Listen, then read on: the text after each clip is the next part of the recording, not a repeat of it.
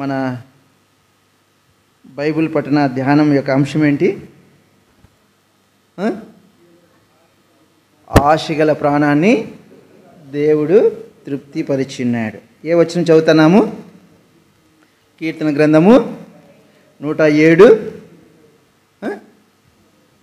మళ్ళీ చెప్తాను, గట్టిగా చెప్పండి. 107 9వ వచనాన్ని మనము చదువుతాం. ఆశగల ప్రాణాన్ని దేవుడు తృప్తిపరిచి.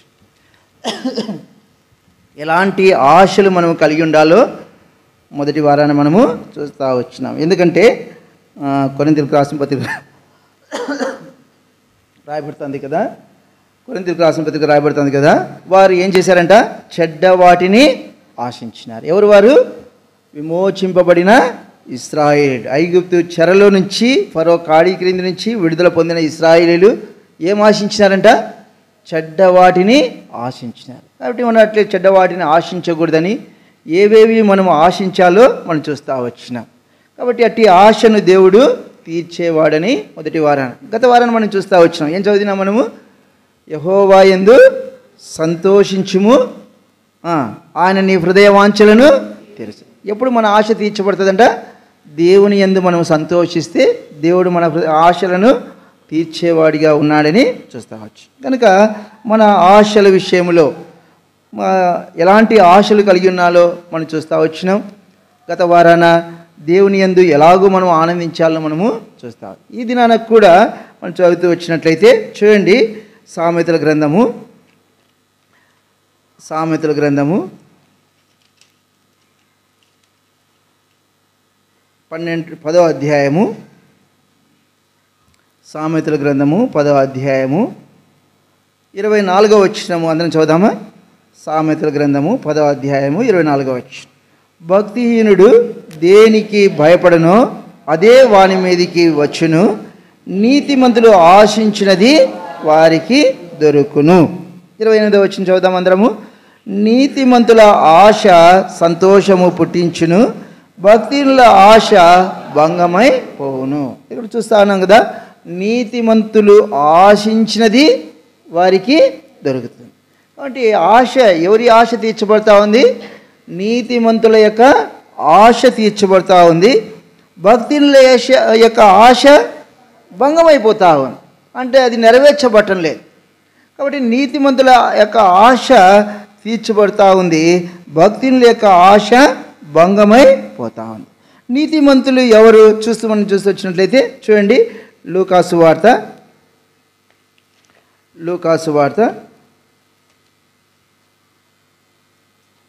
23వ అధ్యాయము. లూకాసు వార్త 23వ అధ్యాయము.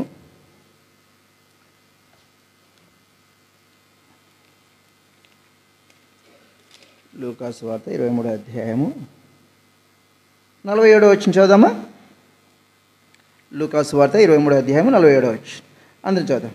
శతాధిపతి జరిగినది చూచి, ఈ మనుషుడు నిజముగా నీతిమంతుడై ఉండని చెప్పి దేవుని మహిమ పరిచెను.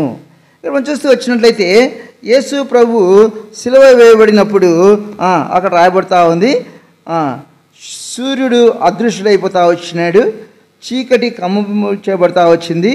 యేసు ప్రభు ఆ సిలువలో తన ప్రాణమును విడిచిన వాడుగా ఉన్నాడు. అప్పుడు ఇవన్నీ చూస్తూ వచ్చినటువంటి ఆ శతాధిపతి ఏమంటా ఉన్నాడంటే, ఈ మనుష్యుడు ఎలాంటి వాడంట? నిజముగా నీతిమంతుడై ఉండేనని యేసు ప్రభు గురించి సాక్ష్యం ఇస్తూ ఉన్నాడు. యేసు ప్రభు గురించి చెప్పబడిన మాట ఏంటంటే, ఈయన ఏంటి? నీతిమంతుడు అని రాయబడతా ఉంది. చూడండి, ఇంకా రాయబడతా ఉంది లూకాసు వార్త 23వ అధ్యాయము. లూకాసు వార్త 23వ అధ్యాయం 41వ వచనం చదవండి. మనకైతే న్యాయమే, మనము చేసిన వాటికి ఈయన ఏ తప్పిదమును చేయలేదని చెప్పారు. యేసు ప్రభుతో కూడా సిలువబడిన దొంగలలో ఒకడు అంటా ఉన్నాడు, మనము ఏం చేశాము? తప్పిదములు చేశాం, మనము పాపములు చేశాం, ఈయన ఏ తప్పిదము చేయలేదు. అంటే నీతిమంతుని యొక్క స్వభావం ఏంటంటే ఏ తప్పిదము చేయనివాడు, అనగా ఏ పాపము చేయనివాడు. నీతిమంతుడు అనగా ఏ పాపము చేయనివాడు, ఏ తప్పిదము చేయని. కాబట్టి దేవుని వాక్యం రాయబడుతుంది కదా, ఏ భేదము లేదు, అందరూ ఏం చేశారంట, పాపము చేశారు. కనుక మనం అందరము కూడా పాపము చేసినాము, యేసు ప్రభు ఒక్కడే ఏ పాపము చేయలేదు. కాబట్టి యేసు ప్రభు ఎవరు, నీతిమంతుడు. కాబట్టి పాపము ఎవరైతే చేసినారో వారు నీతిమంతులు కాదు, వారు పాపము చేసిన వారు ఏం చేయబడతా ఉన్నారు, పాపులుగా పిలువబడతారు. కాబట్టి యేసు ప్రభు పాపము చేయలేదు కనుక, ఆయన ఏ నోట కపటము లేదు కనుక యేసు ప్రభు ఏమని పిలువబడతా ఉన్నాడు, నీతిమంతుడు అని పిలువబడతా ఉన్నాడు. కాబట్టి నీతిమంతుడు అనగా ఏంటి, ఏ పాపము చేయని వాడు, ఏ పాపము చేయని వాడు నీతిమంతుడు అని రాయబడతా ఉంది. మనకు రాయబడుతుంది కదా. యేసు ప్రభువులు చూడండి, ఇంకా మొదటి పేతురు రాసిన పత్రిక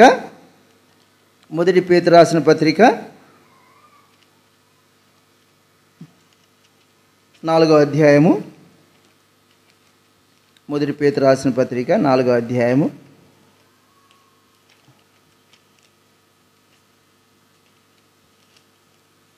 చదవండి ఆ మాట, 24వ వచనం చదవండి. మొదటి పేతురు రాసిన పత్రిక 2వ అధ్యాయము 24వ వచనం. మొదటి పేతురు రాసిన పత్రిక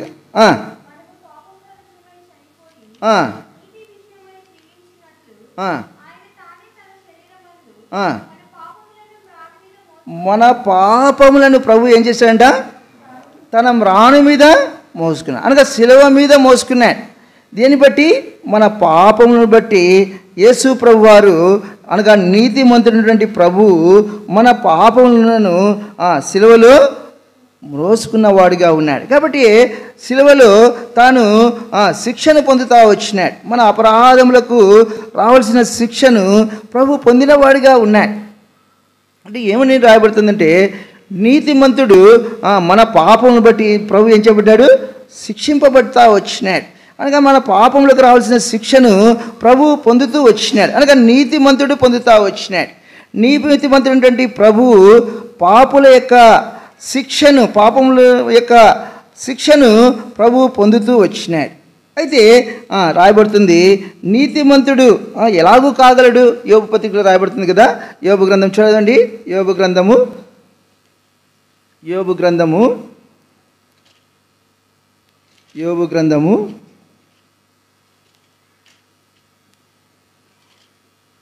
25వ నీతిమంతుడు ఎలాగూ కాగలడు 25వ అధ్యాయము,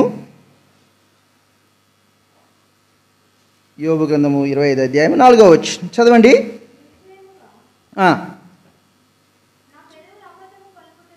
యోబు గ్రంథము 25వ అధ్యాయము 4వ వచనం. నరుడు దేవుని దృష్టికి నీతిమంతుడు ఎట్లు కాగలడు, అనగా పాపము చేసిన మానవుడు దేవుని దృష్టికి నీతిమంతుడు ఎట్లు కాగలడు. దేవుని వాక్యం రాయబడుతుంది చూడండి. రోమిలకు రాసిన పత్రిక, తెలిసిన మాటల్ని, రోమిలకు రాసిన పత్రిక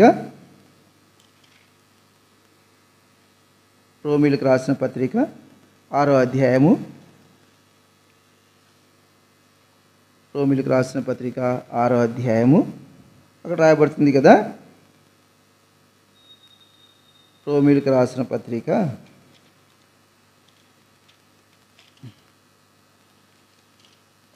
5వ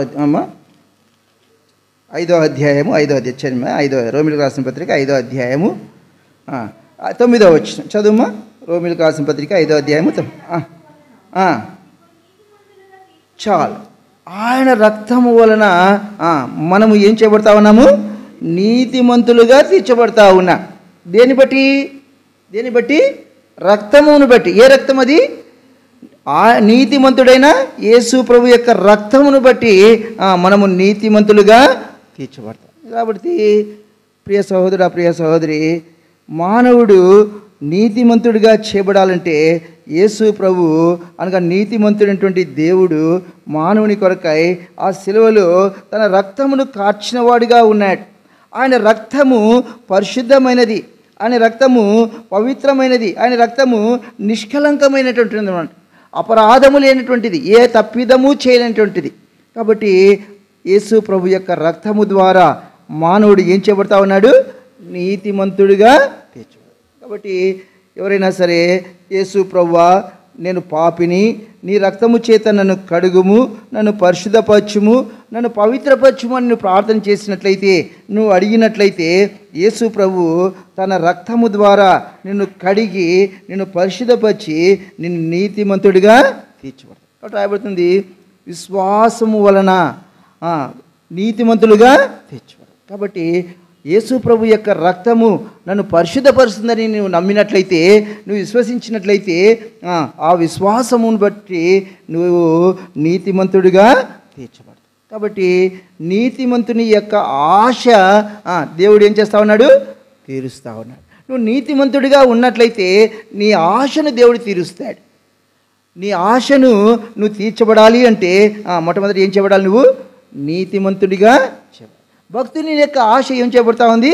భంగమైపోతా ఉంది. కాబట్టి నీతిమంతుని ఆశ దేవుడు తీర్చేవాడిగా ఉన్నాడు. కాబట్టి మానవుడు నీతిమంతుడిగా ఎప్పుడు తీర్చబడతా ఉన్నాడు? యేసు ప్రభు యొక్క రక్తమును బట్టి. ఎవరైతే విశ్వాసముతో ప్రార్థన చేస్తూ ఉన్నారో, ఎవరైతే విశ్వాసముతో ప్రభువును అడుగుతూ ఉన్నారో వారిని ప్రభువు నీతిమంతుడిగా తీరుస్తూ ఉన్నాడు. రెండోదిగా మనం చూస్తూ వచ్చినట్లయితే నీతిమంతుడు ఎవరయ్యా అంటే అపోస్తుల కార్యములు 10వ అధ్యాయం. అపోస్తుల కార్యములు 10వ అధ్యాయము 22వ వచనం. అందరం చదువుదామా? అపోస్తుల కార్యములు 10వ అధ్యాయము 22వ వచనం అందరం చదువుతాం. అందుకు వారు నీతిమంతుడును దేవునికి భయపడువాడును యూదా జనులందరి వలన మంచి పేరు పొందివాడైన శతాధిపతి కొర్నేలి అని ఒక మనుషుడున్నాడు. అతడు నిన్ను తన ఇంటికి పిలువనంపించి నువ్వు చెప్పు మాటలు వినవలనని పరిశుద్ధ దూత వలన బోధింపబడినని చెప్పి, అప్పుడు అతడు వారిని లోపలికి పిలిచి ఆతిథ్యం ఇచ్చెను.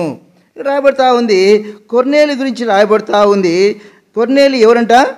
నీతిమంతుడు అనగా పాప క్షమాపణ పొందినవాడు, యేసు ప్రభు యొక్క రక్తము చేత కడగబడి యేసు ప్రభునందు విశ్వాసముంచి నీతిమంతుడిగా తీర్చబడినవాడు. అంత మాత్రమే కాదు, ఈ నీతిమంతుడు ఎలాంటి వాడే అంటే ఏంటంట? దేవునికి భయపడువాడు. నీతిమంతుని యొక్క స్వభావం ఏంటి అంటే దేవునికి భయపడువాడు. నీతిమంతులు ఏమ చేస్తూ ఉన్నారు? ఎవరికి భయపడతా ఉన్నారు?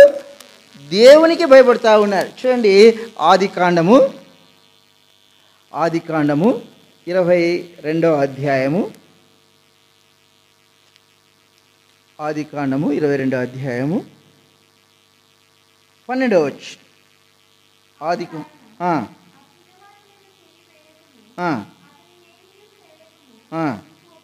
నీకు ఒక్కడైన నీ కుమారుని నాకియ వెనతీయలేదు గనుక నీవు దేవునికి భయపడువాడవని ఇందువలన నాకు కనబడుచున్నదనెను.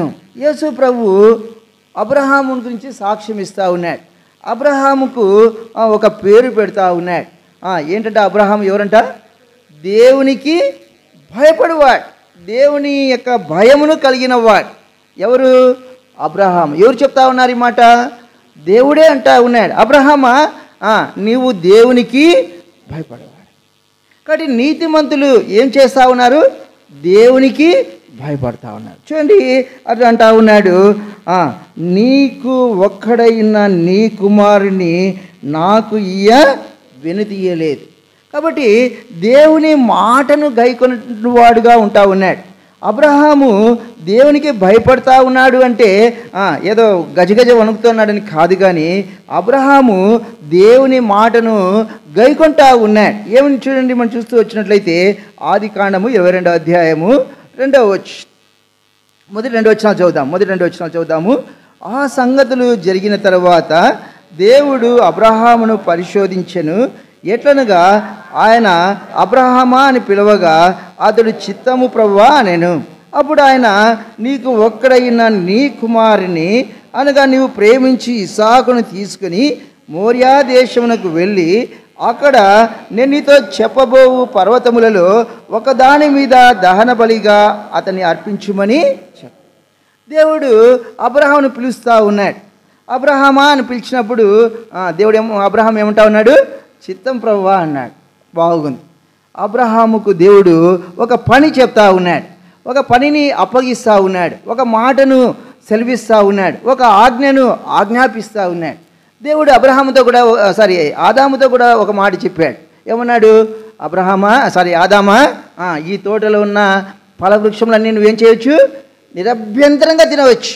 నిరభ్యంతరంగా, ఎటువంటి అభ్యంతరము లేదు. నీకు ఇష్టమైన ఫలాలన్నీ తిన. అయితే ఈ తోట మధ్యలో ఒక చెట్టు ఉంది. ఆ చెట్టు ఫలాలు మాత్రము నువ్వు తినవద్దు. అయితే ఆదాము దేవునికి భయపడక ఏం చేసిన వాడిగా ఉన్నాడు? ఆ పండును తిన్నాడు. ఆజ్ఞాతిక్రమమే పాపం. కాబట్టి ఆదాము దేవునికి భయపడలేదు. అబ్రహాము దేవునికి భయపడతా ఉన్నాడు. ఎలాగో భయపడతా ఉన్నాడంటే దేవుడు అబ్రహామును పిలిచి, అబ్రహామా నీవు ఒక పని చేయాలయ్యా అన్నాడు. ఏంటి ప్రభువా చెప్పు. చేస్తావా? చేస్తాను ప్రభువా. నా కోసం నువ్వేదైనా చేస్తావా? నువ్వు చెప్పినట్లే చేస్తావా? చేస్తాను ప్రభువా అన్నాడు. అయితే నీకు ఒక్కడే ఒక కుమారుడు ఉన్నాడు కదా? అవును ప్రభువా. మరి ఆ కుమారుని ఏం చేయాలి? మోరియా పర్వతానికి తీసుకెళ్ళాలి. అక్కడ నేను నీతో చెప్పబోవు పర్వతములలో ఒక దాని మీద ఏం చేయాలి? నువ్వు దహన బలిగా అర్పించాలన్నాడు. ఏంటి ప్రభువా ఇంత పెద్ద మాట చెప్తివే నన్నులా ప్రభు. అబ్రహాం, ఏం ప్రభువా నువ్వు ఇంత పెద్ద మాట చెప్తున్నావే అని అబ్రహాము చెప్పిన వాడుగా ఏం చేస్తా ఉన్నాడు?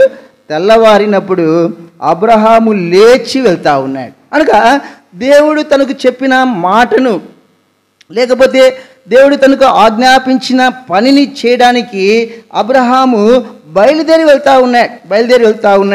3 రోజులుగా తను ప్రయాణం చేస్తూ వచ్చినాడు. తన కుమారుని వెంట పెట్టుకొని వెళ్తూ ఉన్నాడు.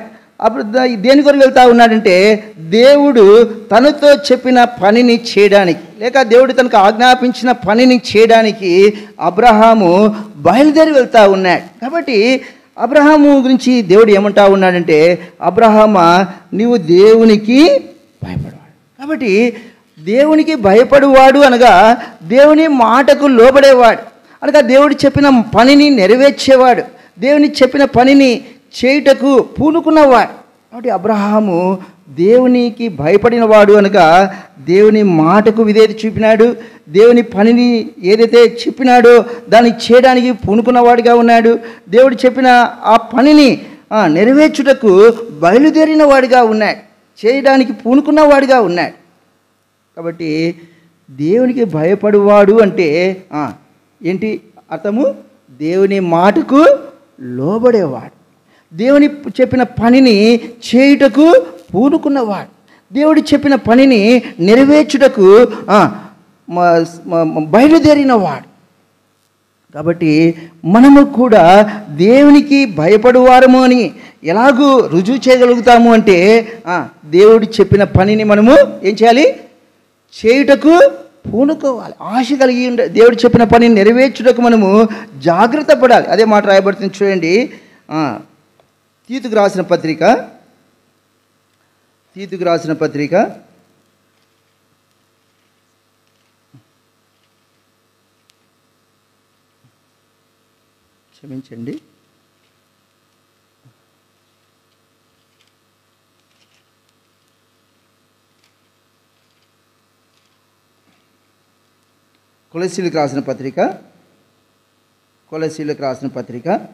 4వ అధ్యాయము 17వ వచనం. కొలస్సీయులకు రాసిన పత్రిక 4వ అధ్యాయము. ప్రభువునందు నీకు అప్పగింపబడిన పరిచర్యను నెరవేర్చుటకు దాని గురించి జాగ్రత్త పడము. దేని గురించి జాగ్రత్త పడాలంట? దేవుడు నీకు అప్పగించిన పరిచర్యను, పనిని, ఆజ్ఞను, లేకపోతే దేవుని మాటను లోబడడానికి మనం ఏం చేయాలంట? దాన్ని నెరవేర్చుటకు మనం ఏం చేయాలంట? జాగ్రత్త పడాలి. అబ్రహాము దేవుని చేత ఏ పనిని చేయడానికి అప్పగించబడ్డాడో, లేకపోతే ఏ పని చేయమని దేవుని చేత బోధించబడ్డాడో, లేక దేవుని చేత ఏ పని చేయమని ఆజ్ఞాపించబడ్డాడో అబ్రహాము ఆ పని చేయడానికి ఏం చేసినాడు? జాగ్రత్త పడ్డాడు. కాబట్టి మనం అనేకసార్లు దేవుని పనిని లేక దేవుని మాటను గైకొనడానికి నిర్లక్ష్యము అలక్ష్యము చూపేవారిగా ఉంటాం. అది ఏమి జ్ఞాపకం చేస్తుందంటే దేవుని యందు వీరికి ఏం లేదు, భయము లేదు. దేవుని యందు భయము కలిగిన వారు ఏం చేస్తూ ఉన్నారంటే దేవుడు వారికి అప్పగించిన పనిని నెరవేర్చడానికి ఏం చేస్తూ ఉన్నారు? వాళ్ళు జాగ్రత్త పడుతూ ఉన్నారు, అనగా పూనుకుంటా ఉన్నారు. కాబట్టి ప్రియ సహోదర, ప్రియ సహోదరి, నీతిమంతుడు అనగా ఏంటి? దేవునికి భయపడువాడు. కొర్నేలి నీతిమంతుడయ్యాడు, అంత మాత్రమే కాదు, తాను ఏం కలిగిన వాడుగా ఉన్నాడు? దేవునికి భయపడువాడు. కాబట్టి దేవునికి భయపడేవాడు ఏం చేస్తూ ఉన్నారు? దేవుడు వారికి అప్పగించిన పనిని నెరవేర్చడానికి జాగ్రత్త పడతా ఉన్నారు. ఇంకా మనం చూస్తూ వచ్చినట్లయితే చూడండి, ఆదికాండము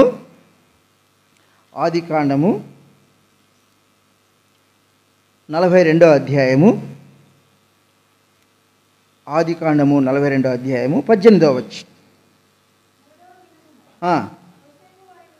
చూచి నేను దేవునికి భయపడు. యోసేపు ఎవరంట? దేవునికి భయపడేవాడు. దేవునికి భయపడేటువంటి వాడు యోసేపు. కాబట్టి యోసేపు అంటా ఉన్నాడు వారితో, అయ్యా నేను ఎవరికి భయపడతా ఉన్నాను? దేవునికి భయపడతా ఉన్నాను. కనుక చూడండి, ఆదికాండము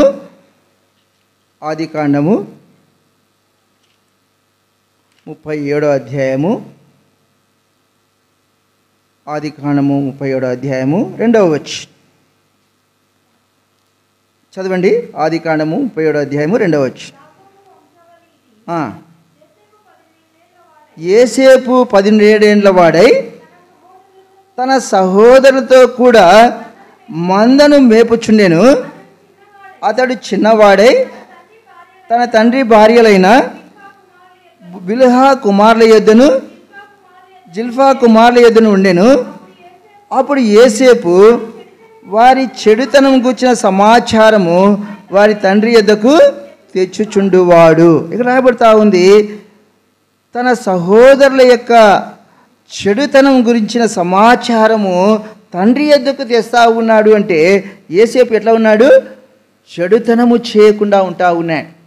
చెడుతనమును విషయములో, పాపము విషయములో భయము కలిగి ఉంటా ఉన్నాయి. దేవుని వాక్యం రాయబడుతుంది కదా, భయము నొంది పాపము చేయకుడి. యోసేపు దేవునికి భయపడతా ఉన్నాడు. దేవునికి భయపడి ఏం చేస్తా ఉన్నాడు? పాపము చేయటం లేదు. భయము నొంది, ఏం భయము? పాపము చేయకూడదు అనేటువంటి భయం. నేను పాపము చేయకూడదు అనే భయమును యేసేపు కలిగి ఉంటా వచ్చినాడు. కనుక యేసు ప్రభు వారు కూడా ఈ లోకంలో ఉన్నప్పుడు వారిని స్వస్థపరుస్తూ వచ్చినాడు, వారితో మంటా వచ్చినాడు, ఇక వెళ్ళి నువ్వు పాపము చేయకము. ఆ స్త్రీతో, అమ్మ నీ పాపములు క్షమించబడినవి, నువ్వు ఇక వెళ్ళి పాపము చేయి. కాబట్టి పాపము క్షమించబడ్డాయి, ఇక మనం ఏం చేయకూడదు? పాపము చేయి. కాబట్టి యేసేపు దేవుని భయం కలిగి ఉంటా ఉన్నాడు. కారణం ఏంటయ్యా అంటే ఏం భయం అంట? నేను ఇక పాపము చేయకూడదు. నీతిమంతులు దేవునికి భయపడతారంటే ఏమండి కారణము? వారు పాపము చేయడానికి భయపడేవారిగా ఉన్నారు. నీతిమంతులు పాపము చేయడానికి భయపడతా ఉన్నారు. కనుకనే తనంటా వచ్చినాడు కదా, అయ్యో ఇంత ఘోర దుష్కార్యము చేసి, చూడండి ఆదికాండము 39వ అధ్యాయం.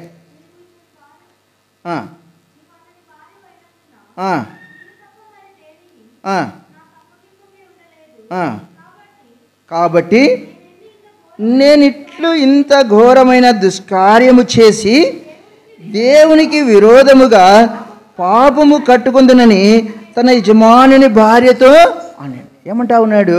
అయ్యా అమ్మ, దేవుడు చూస్తూ ఉన్నాడు, నేను ఈ దుష్కార్యము చేసి, ఈ పాపము చేసి దేవునికి విరోధముగా పాపము ఎట్లు కట్టుకుంటా?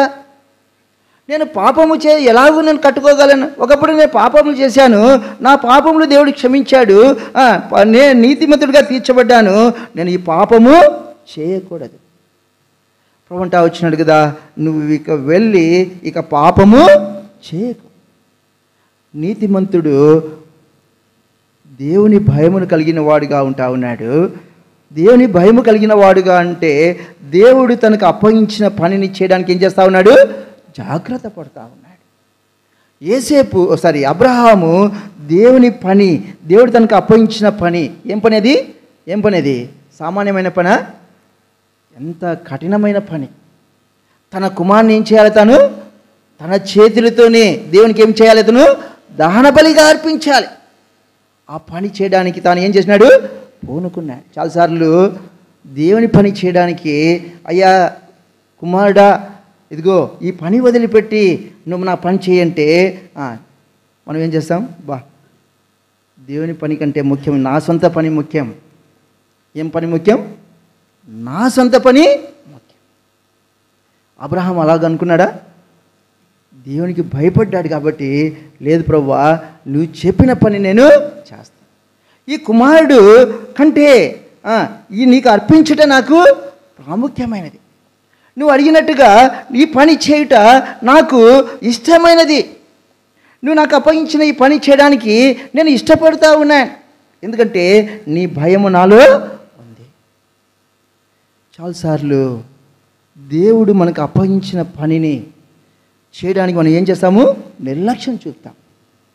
ఆ నిర్లక్ష్యం చూపుతున్నామంటే ఈ అర్థం ఏంటి? దేవుని భయం మనలో చాలాసార్లు చెప్తా ఉన్నాం కదా, నాకు మ్యాథ్స్ టీచర్ అంటే చాలా భయం. ఎవరంటే భయము? మ్యాథ్స్ టీచర్ అంటే చాలా భయం. మిగతా టీచర్స్ నేను ఎట్లయినా ఇచ్చేసుకోగలను. మ్యాథ్స్ టీచర్ అంటే చాలా భయం. కాబట్టి ఆ భయముతోటి కష్టపడేవాడిని అన్నమాట. కష్టపడి ఎలాగైనా సరే మ్యాథ్స్ టీచర్తో నేను దెబ్బలు తినకూడదు. ఆ మ్యాథ్స్ టీచరు ఆడపిల్లలతో నన్ను కొట్టిస్తాడు. అప్పుడు ఆ దినాల్లో అట్లా ఉండేది. ఆడపిల్లలతోనే ముఖ్యంపులు ఇచ్చేవాళ్ళు. 10th క్లాస్ చదివే సమయంలో కూడా, 10th క్లాస్ చదువుతున్న సమయంలో కూడా మా మ్యాథ్స్ టీచరు డస్టర్తో కొట్టేవాడు తలకి. ఎక్కడ దెబ్బలు పడతాయో అని చేతులకు నూనె రాల్చుకొని పోయేవాళ్ళం. అంత భయం ఆ మ్యాథ్స్ టీచర్ అంటేనే. వేరే టీచర్స్ అంటే నాకు భయం లేదు. ఆ భయముతోటి తాను నాకు ఏ పని అయితే చెప్పాడో అది హోంవర్క్ రాత్రైనా ఎంతసేపు అయినా చేసేవాడిని. అంటే ఏంటి? భయము. కాబట్టి అబ్రహాము దేవుని భయము కలిగి ఏం చేస్తా వచ్చినాడు? తన కుమారుని అప్పగించడానికి, తన కుమారుని దహన బలిగా ఇవ్వడానికి, దేవుడు తను అడిగినట్లుగా ఆ పనిని చేయడానికి తాను ఇష్టపడి బయలుదేరిన వాడిగా ఉన్నాడు. చాలాసార్లు దేవుడు మనకు అప్పగించిన పనిని చేయడానికి నిర్లక్ష్యం చూపుతాం, అలక్ష్యం చూపుతాం. ఆ పని చేయడానికి మనం జాగ్రత్త పడం, ఆ పని చేయడానికి మనం ఇష్టపడం. నిర్లక్ష్యం చూపుతూ ఉన్నాము దేవుని పని చేయడానికంటే మనం ఏం జ్ఞాపకం చేసుకోవాలంటే దేవుని భయము నాలో లేదు. దేవుని భయము నాలో లేదు కనుకనే దేవుని పనిని నేనేం చేస్తా ఉన్నాను? నిర్లక్ష్యం చేస్తాను. దేవుని మాటను నేను నిర్లక్ష్యము చేస్తాను. దేవుని మాటను నిర్లక్ష్యము చేయుట మనకి ఎంతో అది శాపం. యెషయా గ్రంథంలో రాయబడుతుంది కదా, యెహోవా కార్యమును అశ్రద్ధగా చేయవాడు ఏం చేయబడతా ఉన్నాడు? శాపగ్రహం. అశ్రద్ధగా, శ్రద్ధ లేకుండా, మనసు లేకుండా, ఇష్టపూర్వకంగా కాకుండా అయిష్టతతో కష్టముగా చేసిన వారికి ఏం కలుగుతా ఉందంట? ఏమొస్తా ఉంది? శాపం వస్తా. అబ్రహాము దేవునికి భయపడి తెల్లవారిని లేచి ఆ పని చేయడానికి, ఇంకొక మాట కూడా తన భార్యని పిలిచి అడగలే, మా షరా రాత్రి దేవుడు నాతో మాట్లాడినాడు, చెప్పు యజమానుడా ఏం పని చెప్పినాడు అని ఇంత డిస్కషన్స్ చేయాల. కొన్నిసార్లు మనం దేవుని పని చేయడానికి డిస్కషన్ చేస్తాం వేరే వాళ్ళతో. ఏం చేస్తాం మనము? డిస్కషన్స్. అబ్రహాము డిస్కషన్ చేయాల. ఏం చేసినాడు? తెల్లవారినే చూడండి, మాట చదువుదాము. ఆదికాండము 22వ అధ్యాయము. తెల్లవారినప్పుడు అబ్రహాము లేచిపోయినాడు. ఇంకంతే, తన భార్య ఉంది, షారా ఉంది, అయినా షారాకు చెప్పలా. దేనికోసం వెళ్తా ఉన్నాడు తాను? దేవుడు తనకు అప్పగించిన పనిని చేయడానికి ఆలస్యము చేయకుండా తాను బయలుదేరుతూ ఉన్నాడు. కారణం ఏంటి? తనలో ఏముంది? దేవుని భయం. దేవుని భయము కలిగిన వారు దేవుని మాటను చేయడానికి, దేవుని మాటను నెరవేర్చడానికి వారు పూనుకుంటా ఉన్నారు, జాగ్రత్త పడుతూ ఉన్నారు, ఇష్టపూర్వకంగా వారు చేస్తూ ఉన్నారు. యోసేపు కూడా అంటా ఉన్నాడు, అయ్యా నేను దేవునికి భయపడ. అంటే ఏమని జ్ఞాపకం చేయబడతా ఉందంటే, భయము నొంది మీరు పాపము కాబట్టి యోసేపులో దేవుని భయం ఉంది కాబట్టి తను ఏం చేయట్లేదు, పాపము చేయట్లేదు. తన సహోదరులకు తాను కీడు చేయట్లేదు. తనకు కీడు చేసిన, లేకపోతే తను ద్వేషించిన, తనలను అమ్మివేసిన తన అన్నల విషయంలో తాను కీడు చేయటం లేదు. కారణం ఏంటి? తనలో ఏముంది? దేవుని భయం. దేవుని వాక్యం రాయబడుతుంది కదా, చూడండి, రోమిలికి రాసిన పత్రిక 12వ అధ్యాయం అనుకుంటా.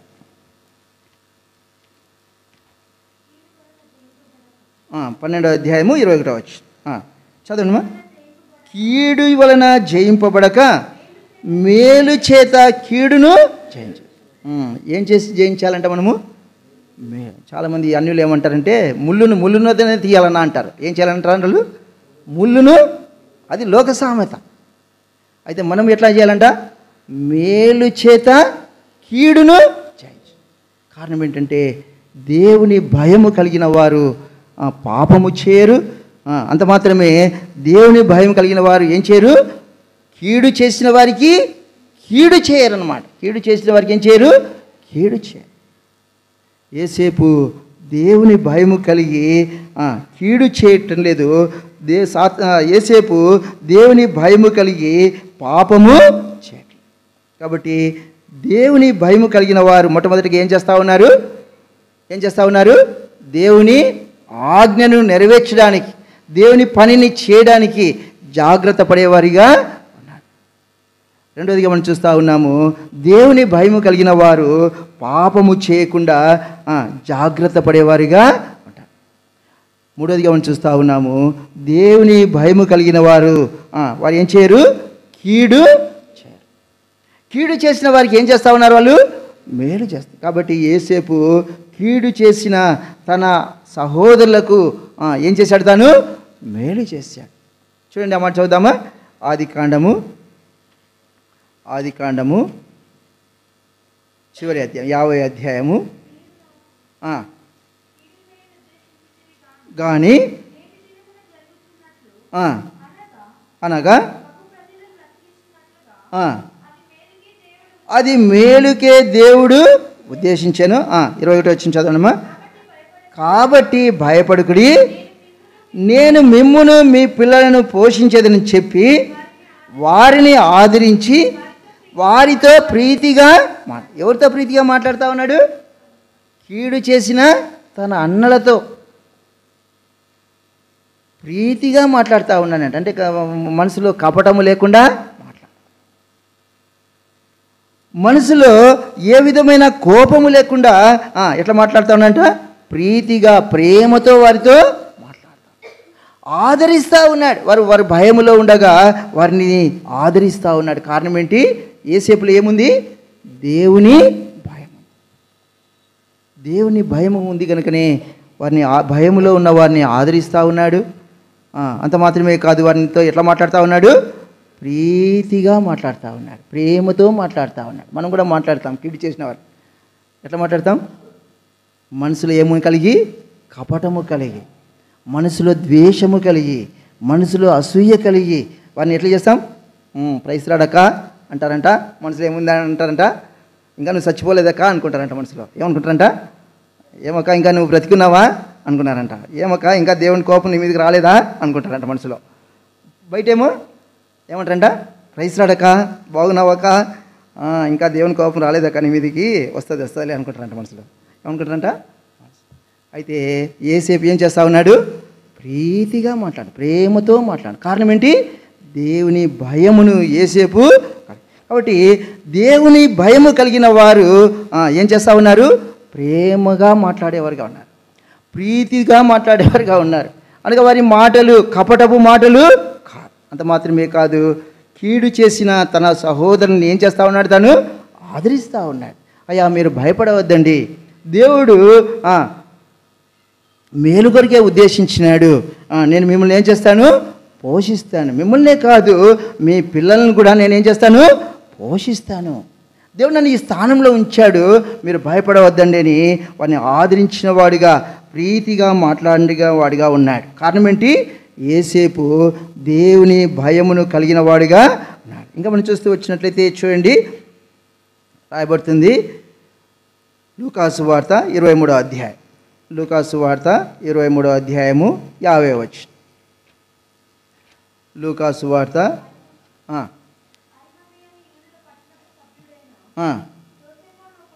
ఒకడుండెను, అతడు సజ్జనుడును నీతిమంతుడనై ఉండి వారి ఆలోచనకును వారి చేసిన పనికిని సమ్మతింపక దేవుని రాజ్యము కొరకు కనిపెట్టుచుండిన వాడు. రాయబడుతుంది ఇది యోసేపు ఎవరంట? నీతిమంతుడై ఉండి వారి ఆలోచనకును వారి చేసిన పనికిని సమ్మతింపక. యూదుల పట్టణపు సభ్యుడైన యోసేపు. యోసేపు అనే ఈ వ్యక్తి ఒక యూదుల పట్టణానికి ఎట్లున్నాడు? సభ్యుడిగా ఉన్నాడు. అయితే ఆ సభ్యులలో ఆ సభ్యులు చేసిన ఆలోచనకు, ఆ సభ్యులు చేసిన పనికి సమ్మతింపకుండా ఉంటా ఉన్నాడు. అనగా తన తోటి సభ్యులతో ఉన్నాడు, కానీ తాను ఆ సభ్యుల యొక్క ఆలోచనకు, ఆ సభ్యులు చేయడానికి పూనుకున్న కీడు పనికి తాను సమ్మతింపకుండా ఉన్నాడు. చూడండి, మనం రాయబడుతుంది కీర్తన గ్రంథము 106వ అధ్యాయం. కీర్తన గ్రంథము 106వ అధ్యాయము 35వ వచనం. అన్యజనులతో సహవాసము చేసి వారి క్రియలు. ఇశ్రాయేలీయులు ఎవరితో సహవాసం ఉన్నారంట? అన్యజనులతో. నీతిమంతుడైనటువంటి యోసేపు తన తోటి సభ్యులతో కలిసి లేనివాడిగా ఉన్నాడు. అనగా వారి పనికి, వారు పూనుకున్న పనికి, వారు చేసుకున్న తీర్మానానికి సమ్మతింపకుండా ప్రత్యేకంగా ఉన్నాడు. నీతిమంతుని యొక్క స్వభావం ఏంటయ్యా అంటే ప్రత్యేకంగా ఉండేవాడు. అయితే ఈ ఇశ్రాయేలీయులు, విడుదల పొందిన ఇశ్రాయేలీయులు ప్రత్యేకంగా లేరు, కానీ ఎవరితో సహవాసం చేశారంట? అన్యజనులతో సహవాసం. దేవునితో సహవాసం కాదు, కానీ అన్యజనులతో సహవాసం చేసి ఏం నేర్చుకున్నారంట? వారి క్రియలను నేర్చుకుని. చూడండి, ఎజ్రా గ్రంథంలో రాయబడుతుంది. ఎజ్రా గ్రంథము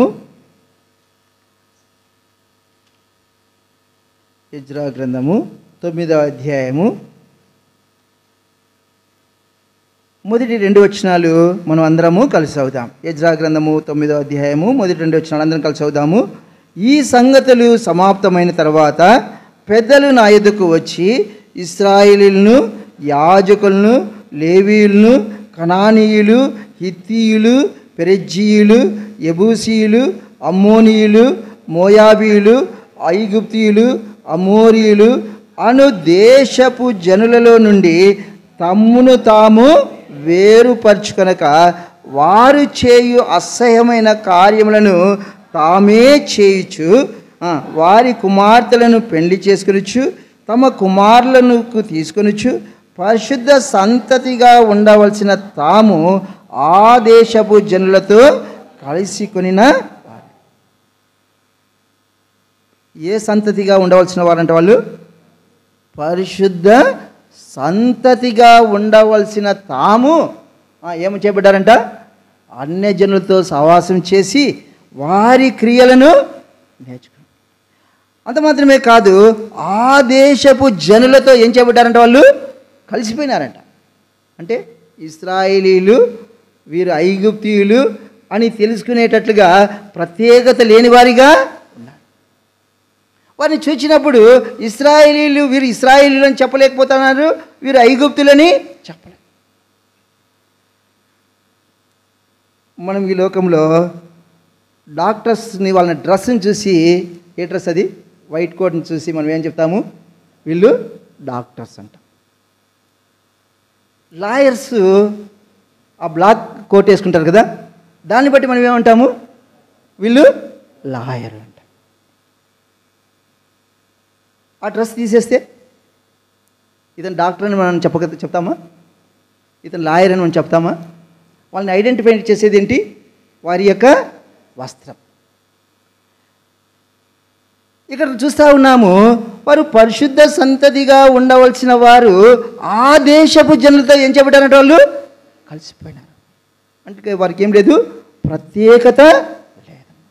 అనగా ఇతరులు చూచినప్పుడు అయ్యా ఇతను ఇశ్రాయేలీయుడు, అయ్యా ఇతను ఐగుప్తీయుడు, లేకపోతే ఇతను అన్యజనుడు అని చెప్పడానికి గుర్తుపట్టలేనట్టుగా ఉన్నారు. కారణం ఏంటంటే వారితో ఏం చెప్పిస్తున్నారంటే వాళ్ళు కలిసిపోయారు.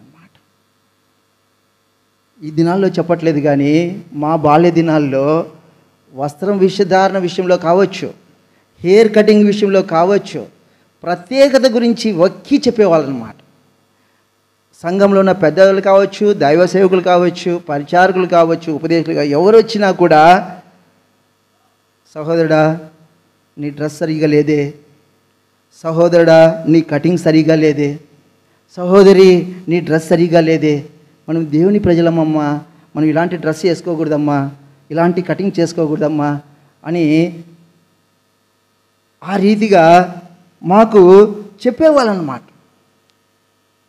ఈ దినాల్లో చెప్తే చాలా కష్టం అయిపోతుంది. చెప్పే పెద్దలకైనా, చెప్పే దైవ సేవకులకైనా. భలే చెప్పినాడులే, వాళ్ళు చెప్తా ఉంటారులే, అది మామూలేలే అనే మాటలు ఎక్కువ అవుతున్నాయి. కాబట్టి ఆ దినాల్లో ఆ భయంను కలిగి ఉండడానికి దేవుడు మాకు సహాయపడతా వచ్చిన అనిపిస్తుంది. ఆ దినాల్లో వారు, ఆ పెద్దలు, ఆ దైవ సేవకులు, పరిచారకులు ఆ మాట మాకు చెప్పకపోయింటే మేము ఆ రీతిగా నడుచుకునే వాళ్ళం కాదేమో. రాయబడతా ఉంది, పరిశుద్ధ సంతతిగా ఉండవలసిన తమ్ముని తాము ఏం చేయలేదంట, వేరుపరుచుకోలేదంట. వేరుపరుచుకొనక ఏం చేశారంట, అసహ్యమైన కార్యములు తామే చేస్తూ ఉన్నారంట. వారు కూడా ఏం చేసినారు, కలిసిపోయినారు. ఎవరితో కలిసిపోయినారు? ప్రత్యేకత లేని జీవితం, పరిశుద్ధత లేని జీవితం. దేవుని వాక్యం రాయబడుతుంది, పరిశుద్ధపరచబడి పరిశుద్ధులుగా ఉండుటకు మనము పిలువబడినాం. పరిశుద్ధపరచబడ్డాము. ఎట్లుండాలంటే మనము పరిశుద్ధముగా ఉండుటకు మనము పిలువబడ్డాం. పరిశుద్ధపరచబడ్డాము లేని తృప్తి చెందుతాము. పరిశుద్ధంగా ఉండడానికి మనము జాగ్రత్త పడం. ఏ విధంగామైన అపవిత్రత మనలో రాకూడదని భయమును కలిగి ఉండలేకపోతా ఉన్నాం. ఇశ్రాయేలీయులు పరిశుద్ధ సంతతిగా ఉండవలసిన వారు అన్యజనులతో కలిసిపోయిన వారిగా ఉన్నారు. ఈ దినాల్లో మాటల్లో ప్రత్యేకత ఉండదు, ప్రవర్తనలో ప్రత్యేకత ఉండదు, వస్త్రధారణలో ప్రత్యేకత ఉండదు, ఇంకా హెయిర్ స్టైల్లో కూడా ప్రత్యేకత ఉండదు. చెప్పలేని స్థితి. చాలాసార్లు ఏమవుతుందిలే, డ్రెస్ వేసుకుంటే ఏమవుతుంది, ఆ కటింగ్ అట్లుంటే ఏమవుతుంది, మాట్లాడితే ఏమవుతుంది అనుకుంటాం. డాక్టరు ఆ వైట్ కోట్ వేసుకోకపోతే తన డాక్టర్ అని ఎవరు అనుకో. ఆ లాయరు ఆ బ్లాక్ కోట్ వేసుకోకపోతే ఆయన లాయర్ అని చెప్పాలి. కాబట్టి మనలో ప్రత్యేకత ఇతరులు చూడవలసిన వారుగా ఉన్నారు. దేవుడు ఐగుప్తులో అనేకమైన అద్భుతాలు చేస్తూ ఉన్నాడు. అక్కడ రాయబడుతుంది ఒక మాట, ఐగుప్తుల ఇంటిలో చీకటి ఉంది, ఇశ్రాయేలు దేశ ఇంటిలో ఏముంది, వెలుగుందన్నమాట. దేవుడు వెలుగును చీకటిని ఏం చేసినాడు, వేరుపరిచినాడు. వెలుగుకు చీకటికి ఏమి పొత్తు అంటాడనమాట. ఆది కాండంలో మనం చూస్తాం, వెలుగును చీకటిని దేవుడు ఏం చేసినాడంట, వేరుపై. వెలుగు మంచిదై ఉండనట్టు దేవుడు చూచినాడు. ఏంది మంచిది, వెలుగు. కాబట్టి వెలుగుతో దేవుడు చీకటిని కలిసి ఉంచడానికి దేవుడు ఇష్టపడలేదన్నమాట. ఐగుప్తుల్లోనే ఇశ్రాయేలు ఇంటిలో ఏముంది, వెలుగుంది. ఐగుప్తు దేశంలో ఏముంది, చీకటి.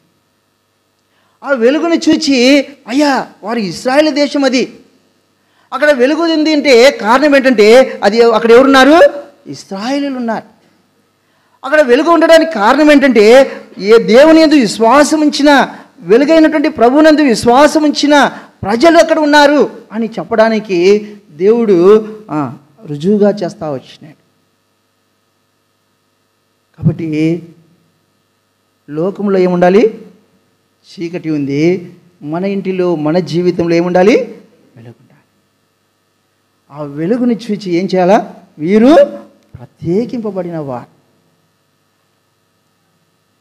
గతంలో కూడా నేను మీకు చెప్తా వచ్చినానేమో, మత్తయి సువార్త 2వ అధ్యాయంలో మనం చూస్తూ వచ్చినట్లయితే, లేదు మనకి టైం లేదు, వివరిస్తాను. అక్కడ రాయబడుతుంది, ఆ తూర్పు దేశపు జ్ఞానులు ఏం చేసినారంట? ఆ నక్షత్రమును చూచినారు. ఏం నక్షత్రాలు? ఆకాశంలో ఎన్ని నక్షత్రాలు లేవు? విస్తారమైన కోటాను కోట్ల నక్షత్రాలు ఉన్నాయి. అయితే ఆ నక్షత్రం ఎట్లుంది? ప్రత్యేకంగా ఉంది. కాబట్టి ఆ నక్షత్రంలో ఉన్న ప్రత్యేకతను వారు చూచినారు. చూడండి, ఆ మాట రాయబడుతుంది, అది మత్తయి సువార్త 2వ అధ్యాయం. అందరం చదువుదామా? మత్తయి సువార్త 2వ అధ్యాయము 2వ వచనం. అందరం చదువుదామా? యూదుల రాజుగా పుట్టినవాడు ఎక్కడ ఉన్నాడు? తూర్పు దిక్కున మేము ఆయన నక్షత్రము చూచి ఆయనను. ఏ నక్షత్రాన్ని చూసినారంటే వాళ్ళు? ఆయన నక్షత్రం. అది ఎవరి నక్షత్రం? అది యేసు ప్రభు నక్షత్రం, దేవుని నక్షత్రం. అయ్యా, మేము చూసాం నక్షత్రాలు ఆకాశంలో. అయితే ఒక నక్షత్రం ఎట్లాంటిది? అది ప్రత్యేకమైనది. ఏంటి ఆ ప్రత్యేకత? అది ఎవరిది? అది ఆయన నక్షత్రం. ఆయన నక్షత్రం చూసి ఏం చేసినారంటే, ఎక్కడికి వచ్చినారంటే వాళ్ళు ఆయనను పూజించడానికి వచ్చినాం. చూడండి, ఆయన నక్షత్రాన్ని చూశారు. ఆయన నక్షత్రాన్ని చూసిన వాళ్ళు ఏం చేసినా ఉన్నారు? ప్రభువుని పూజించడానికి వచ్చినారు. కాబట్టి మనలో ఉన్న ప్రత్యేకతను చూసి ఇతరులు ఏం చేయాలా? మన ప్రభువును పూజించడానికి రావాలి, మన ప్రభువును ఆరాధించడానికి రావాలి, మన ప్రభు ఇంటికి రావాలి, మన ప్రభువును ఆరాధించే స్థలానికి రావాలి, మన ప్రభు యొక్క మందిరానికి రావాలి. దీన్ని బట్టి వాళ్ళంటా వచ్చినారు, అయ్యా మేము ఆకాశములో నక్షత్రాన్ని చూసినాము. ఏ నక్షత్రం అది? ఆయన నక్షత్రం. ఆ నక్షత్రము ఇతరులది కాదు, ఆ నక్షత్రము సాతానుది కాదు, ఆ నక్షత్రము ఐగుప్తులేది కాదు, ఆ నక్షత్రము అమోరీలేది కాదు. ఎవరిది ఆ నక్షత్రం? అది ఆయనది, జీవపు వెలుగైన దేవునిది. ఆ వెలుగైనటువంటి దేవుని నక్షత్రాన్ని మేము చూసినాము. ఆ నక్షత్రాన్ని చూసి ఇది ఎందుకు వచ్చినామంట? ఆయనను పూజించడానికి వచ్చినాం. కాబట్టి మనలను బట్టి ఏం చేయడానికి రావాలి వాళ్ళు? అయ్యా, ఆ నక్షత్రాన్ని చూసిన మేము ఆయనను పూజించడానికి వచ్చినాం. కాబట్టి మనలో ఉన్న ప్రత్యేకత, ఈ సార్లు దినాలు ఏమైపోతుందంటే, ప్రత్యేకత అనే విషయంలో ఎంతో నిర్లక్ష్యం. ఏమవుదలే, ఆ డ్రెస్ విషయంలో కావచ్చు, కటింగ్ విషయంలో కావచ్చు, మాట్లాడే విషయంలో కావచ్చు, ఏం కాదులే. దేవునికి భయపడేవాడు ఎట్లా ఉంటా ఉన్నాడు? ప్రత్యేకముగా ఉన్నాడు. ఏంటి ఆ ప్రత్యేకత? వస్త్రధారణ కావచ్చు, కటింగ్ స్టైల్ కావచ్చు, మాట్లాడే విధానం కావచ్చు. మాట్లాడే విధానం అంటే ఏదో ప్రేమతో ఇంగ్లీష్లో అన్నా అక్క అని కాదు. మరి కొంతమంది అట్లా మాట్లాడుతూ అంటారు, అట్లా కాదను. మరి చాలాసార్లు అబ్బా మాట్లాడే విధానం, అబ్బా చాలా మాట్లాడతాడంటే అన్నా అక్క అని కాదు. మరి మన మాట అట్లా కాదు. ఎట్లా ఉండాలంట? కృపాసహితిగాను. ఎట్లుండాలంట? రుచి కలదిగా, ఉప్పు వేసినట్టుగా. కాబట్టి తలంపు ఏంటంటే, నీతిమంతుడు ప్రత్యేకముగా ఉంటా ఉన్నాడు. యెజ్రా గ్రంథంలో మనం చూస్తూ ఉన్నాం, పరిశుద్ధ సంతతిగా ఉండవలసిన తాము వారితో కలిసిపోయినారు. ఇంకా గుర్తే పట్టరు అనమాట. ఎవరు కూడా చెప్తే కానీ గుర్తుపట్టరు, చెప్తే కానీ. యోనాని పోయి వాళ్ళు అడిగినారు, ఓడలో ఉన్న వాళ్ళు అడిగినారు, అయ్యా నువ్వెవరు, నీ ఊరేమిటి అంటే, అప్పుడు ఆయన అన్నాడు, ఇంట్రడ్యూస్ చేసుకుంటా ఉన్నాడు. ఏం చేసుకుంటాడు? చెప్పుకుంటా ఉన్నాడు. ఏమంటా ఉన్నాడు? నేను దేవుని యందు భయభక్తులు గలవాడిని అని. వాళ్ళకి తెలియదు అప్పటి వరకు. అంటే యోనా యొక్క నిద్రమత్తును చూచి వాళ్ళు ఏమన్నారు? ఓయి నిద్రపోతా అన్నాడు. ఓ ఇశ్రాయేలీయుడా, ఓ జీవము గల దేవుని సేవకుడా అని అన్నారా? ఏమన్నారు? పోయి నీకేమొచ్చిందయ్యా పోయే కాలము అన్నారు. అయితే షడ్రక్ మేషక్ అబేద్నెగోల గురించి దానియేలు గురించి ఆ రాజులు అన్నారు. ఏమన్నారు? జీవము గల దేవుని సేవకులారా అన్నాడు. వీళ్ళకి చెప్పలేదే. ఓ దానియేలు, ఓ షడ్రకు, ఓ మేషక్ అన్నాడా? జీవము గల దేవుని సేవకుల. ఎట్లా ఎరిగినారు వాళ్ళు? వారిలో ఉన్న ప్రత్యేకత. వారు దేనికి సాష్టాంగ నమస్కారము చేయాలి. వారు దేవునికే భయపడతా ఉన్నారు, దేవునికే తమ విషయాలను తెలియపరుచుకుంటా ఉన్నారు కనుక, దేవుని మీదనే వారు ఆధారపడతా ఉన్నారు కనుక వారు చెప్పగలుగుతా వచ్చినారు. చూడండి, ఆ మాట చదువుదాము. దానియేలు గ్రంథము, దానియేలు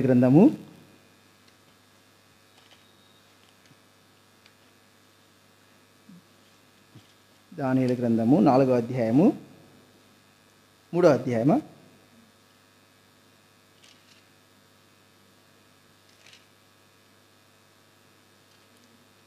దానియేలు గ్రంథము జీవము గల దేవుని 3వ అధ్యాయము 26వ వచనం. అందరం చదువుదామా? దానియేలు గ్రంథము 3వ అధ్యాయము 26వ వచనం. అంతటా నెబుకద్నెజరు వేడిమి కలిగి మండుచున్న ఆ గుండము వాకిలి దగ్గరకు వచ్చి, షడ్రకు మేషకు అబేద్నెగోల వారలారా, మహోన్నతుడగు దేవుని ఏం పిలిచినాడే వాళ్ళని? ఏం పిలిచినాడు? ఏమని పిలిచినాడు వాళ్ళని? మహోన్నతుడగు దేవుని సేవకులారా అన్నాడు. దానియేలు గురించి కూడా అదే మాట అంటాడు. చూడండి ఆ మాట దానియేలు గ్రంథంలోనే. నీవు అనుదినము సేవించుచున్న ఎన్నో అధ్యాయమా? 6వ అధ్యాయము. 6వ అధ్యాయము వచ్చిన చెప్పమా, వచనము 6:20 చదువుమా.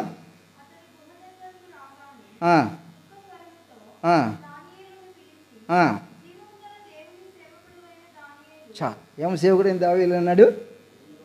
జీవము గల దేవుని సేవకుడు అయిన దానియేలు అన్నాడు. ఏంటి? రాజులు గుర్తెరుగుతా వచ్చినారు, రాజులు అలాగూ పిలుస్తూ వచ్చినారు వారిని. అయితే యోనాని ఏమని పిలిచినారు? పోయి నిద్రపోతా. వాళ్ళు గుర్తెరగలేకపోయినారు. ఈయన జీవము గల దేవుని సేవకుడు యోనా అని వాళ్ళు గ్రహించలేకపోయినారు. కారణం ఏంటి? యోనాలో ఏముంది? నిద్రమత్తు. ఏం మత్తుంది? నిద్రమత్తు, సోమరితనం. దేవుని పని అంటే నిర్లక్ష్యం. కాబట్టి వాళ్ళు గుర్తెరగలేకపోయినారు. యోనా చెప్పుకుంటా ఉన్నాడు. ఏమనుకుంటా ఉన్నాడు? నేను ఆకాశమునకును భూమికిని సృష్టికర్త అయిన దేవుని యందు భయభక్తులు గలవాడిని అంటాడనమాట. తను చెప్పుకుంటా ఉన్నాడు. షడ్రక్ మేషక్ వాళ్ళకి చెప్పుకున్నారా? మేము దేవుని జీవం గల దేవుని సేవకులం అన్నారా? రాజులు పిలిచినారు. ఏమని పిలిచినారు? జీవము గల దేవుని సేవకులారా, మహోన్నతుడు దేవుని సేవకులారా. కారణం ఏంటంటే వారిలో ఉన్నటువంటి ఈ ఇశ్రాయేలీలు ప్రత్యేకంగా లేరు. నీతిమంతులు ఎట్లా ఉంటా ఉన్నారు? ప్రత్యేకముగా ఉంటా ఉన్నారు. కాబట్టి మనలో ఉన్న ప్రత్యేకతను చూచి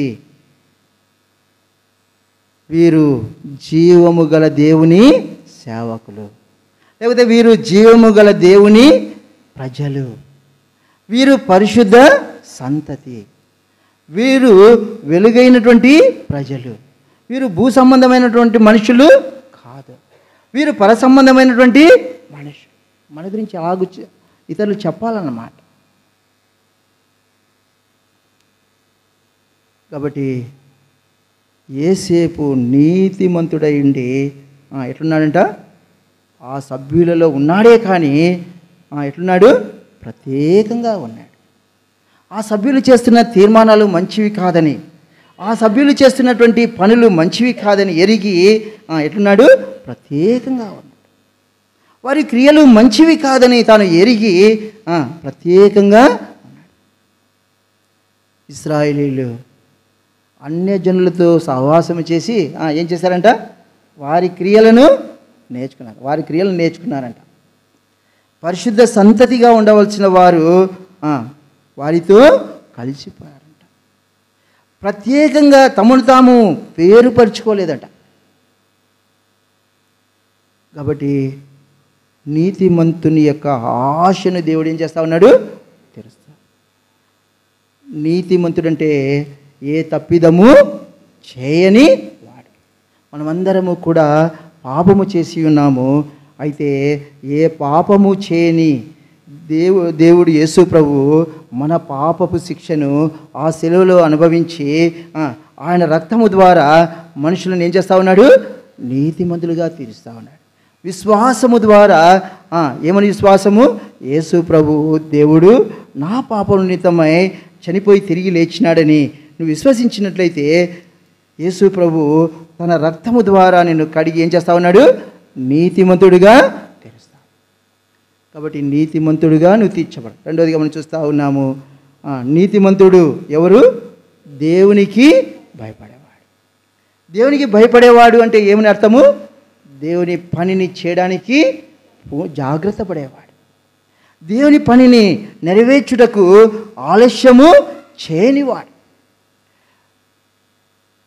అబ్రహాముకు అప్పగించిన అంత గొప్ప పని మనకి దేవుడు ఎప్పుడైనా చెప్పినాడా? మనకు ఎప్పుడైనా చెప్పినాడా? ఒక కమ్మ తీసే సహోదరా అంటేనే మనం ఎందుకు అనుకుంటాం? ఈ కమ్మ మీదనే నాకు దృష్టి పడిందా అనుకుంటాం. ఈ ఉంగరం తీసే అంటే ఈ ఉంగరం మీద నాకు దృష్టి పడిందా అంటాం.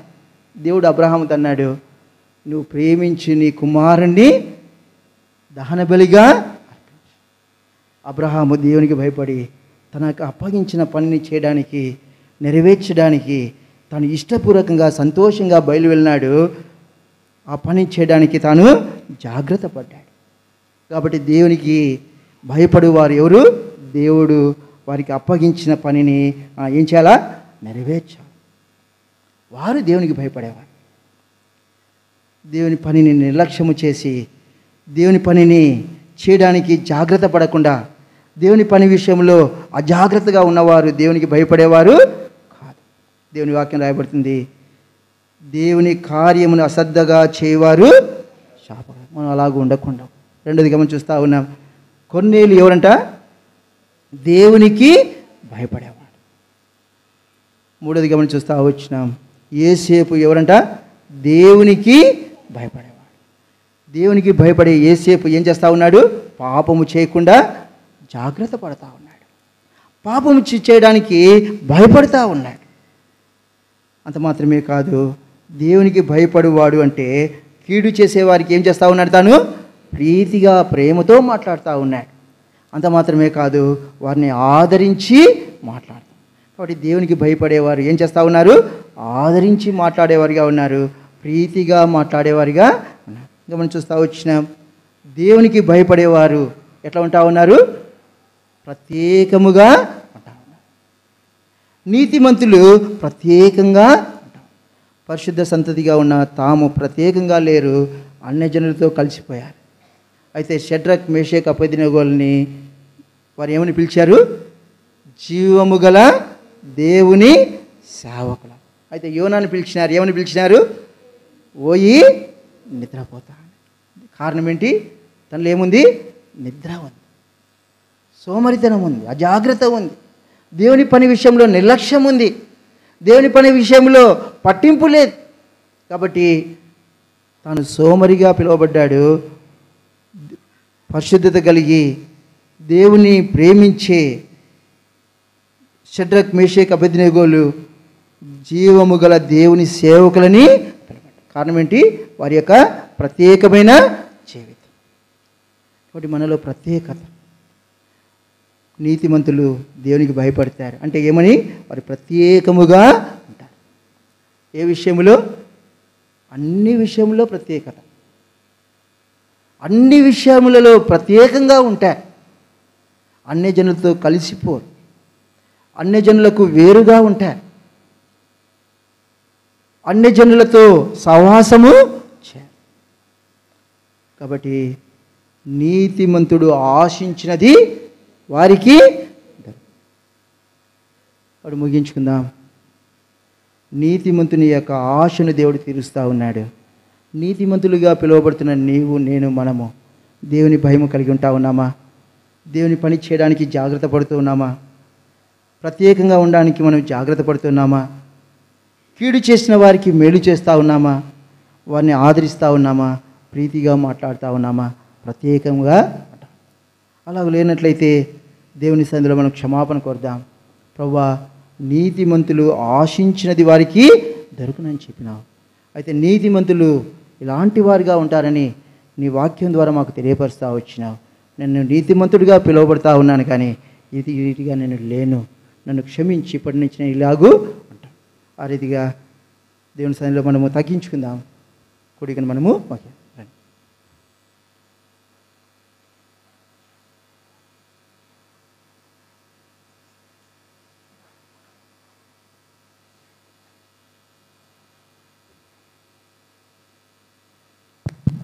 ప్రార్థన చేస్తాం.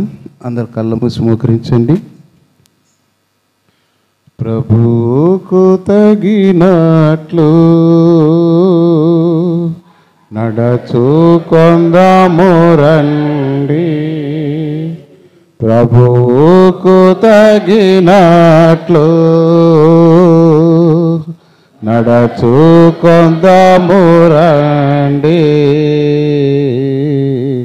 తన రాజ్య మహిమకును తగినట్లు నడుచుకొందాము రండి.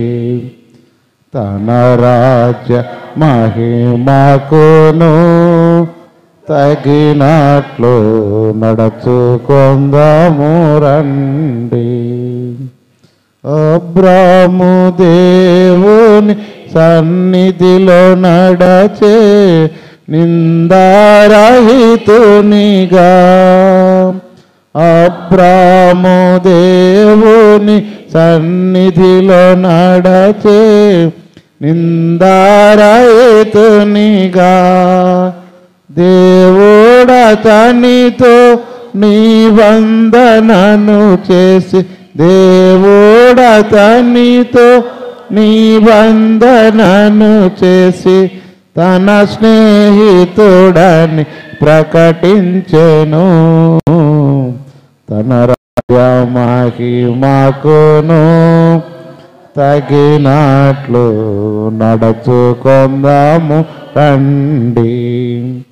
తన రాజ్య మహిమకును తగినట్లు నడుచుకొందాము రండి.